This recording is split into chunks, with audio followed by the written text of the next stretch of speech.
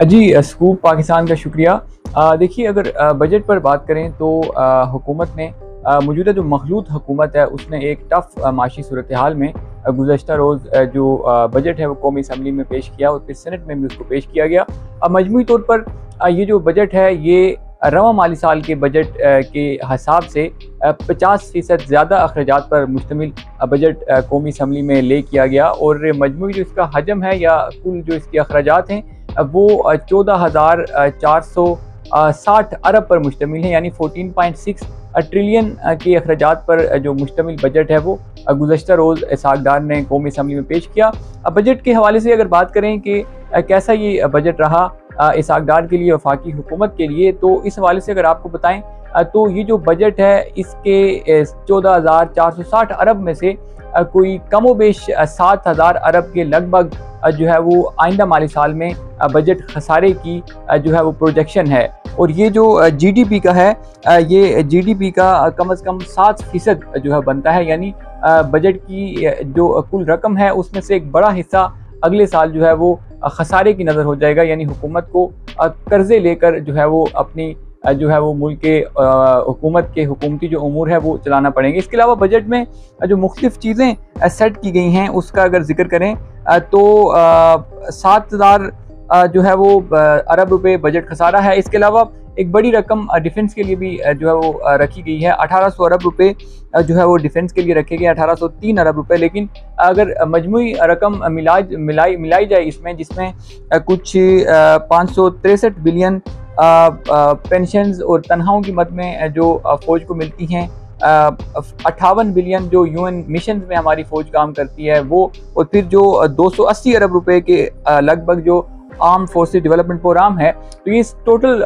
रकम जो है वो 2000 अरब के लगभग हो जाती है। इसके अलावा एफपीआर के लिए एक बड़ा टारगेट रखा गया है, 9,200 अरब रुपए का एक टारगेट टैक्स कलेक्शन का एफपीआर के लिए रखा गया है, जो गुज़श्ता माली साल था। इनफैक्ट जो रवा माली साल है इसमें एफपीआर का जो हदफ था वो 7,640 अरब रुपए था, तो उससे कमोबेश 2,000 अरब रुपए ज़्यादा एफपीआर को इकट्ठा करना पड़ेगा, जो यकीनी तौर पर मौजूदा जो माशी सूरत हाल है, जब इंपोर्ट्स पर कदगन है और एफपीआर का रवा माली साल की टैक्स कलेक्शन में भी एक शॉर्टफॉल है, तो इस तमाम सूरत हाल में एफपीआर के लिए एक मुश्किल मरहला होगा। इसके अलावा हुकूमत ने गुज़श्ता रोज़ ये कहा कि कोई टैक्स नहीं लगाया गया। एफपीआर हुकाम ने भी बताया और फिर इसाक़दार ने भी अपने स्पीच में भी कहा, लेकिन 4 नए टैक्सेस इस जो है वो बजट में लगे हैं, जिसमें एक टैक्स जो लगाया गया है वो 0.6% विद होल्डिंग टैक्स लगा है।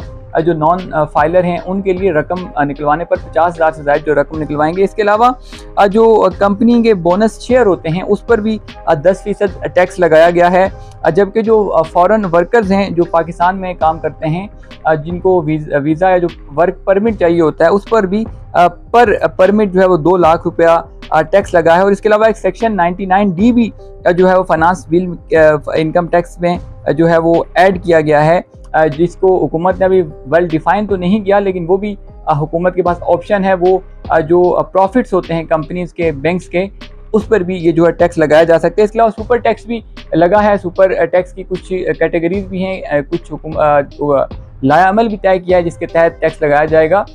इसके अलावा ये तो 4 नए टैक्सेस हो गए, और जो इजाफी टैक्स जो है वो कलेक्शन है अगले साल के लिए वो कोई 223 अरब रुपए की है, जो एफपीआर ने जो है वो टैक्स इकट्ठे करेगा, और मजमूई तौर पर जो एफपीआर का हदफ हो जाएगा वो 9,200 अरब रुपए होगा।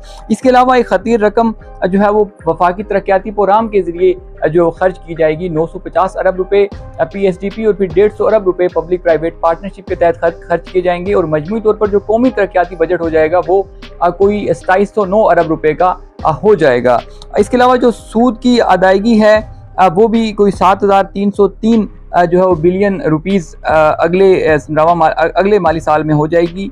और फिर इसके अलावा अगर देखा जाए तो टैक्सेस के अलावा हुकूमत ने सरकारी मुलाजमीन के लिए अच्छा फैसला किया है, और 35% तनख्वाह ग्रेड 1 से 16 तक के मुलाजमीन के लिए बढ़ी है, और 17 से 22 तक के जो मुलाजमीन हैं उनके लिए भी जो है वो 30% जो है वो तनख्वाह का इजाफा किया गया। 35 1 से 16 और फिर 17 से 22 के लिए 30% जो तनख्वाह का इजाफा है। तो ये एक अच्छा फैसला है। महंगाई की जो एवरेज जो शरह अगले साल के लिए जो तखमीना लगाया गया वो 21% है। जो GDP ग्रोथ है वो 3.5% अगले साल के लिए तखमीना लगाया गया है। तो मुश्किल माशी सूरत हाल में IMF को ऑन बोर्ड भी इस बजट पर मुझे नहीं लगता कि मुकम्मल लिया गया है कुछ, क्योंकि कुछ इस बजट में ऐसे फैसले ज़रूर हैं जिस पर IMF को जो एतराज़ात हो सकते हैं। इस वक्त IMF के साथ डेडलॉक है और हुकूमत ने उस डेडलॉक की नज़र में ही ये बजट बनाया है। और हमारी जो सोर्सेज से बात भी होती है और हुकूमत की खुद भी जो है वो इंटेंशन नज़र आती है कि वो IMF के बगैर ही मुमलिकत के जो उमूर है वो आगे चलाना चाहती है। लेकिन डेफिनेटली हुकूमत के लिए एक मुश्किल मरहला होगा। तो ये बजट की ओवरऑल खदो हालते मौजूदा माशी सूरत हाल में हुकूमत ने कोशिश भी की है कि वो इलेक्शन ईयर बजट दे, लेकिन बजट जो है खसारे से भरा पड़ा है और कुछ नए टैक्सेस भी लगे हैं, कुछ जगहों पर रिलीफ भी दिया गया है। लेकिन जो माजी करीब में 170 अरब रुपए के टैक्सेस लगे थे मिनी बजट के शक्ल में, जो 17% से GST को 18% ले जाया गया था, अब वो टैक्सेस बरकरार रहेंगे। जो 25% GST लगा था इम्पोर्टेड अशिया पर वो भी बरकरार रहेगा।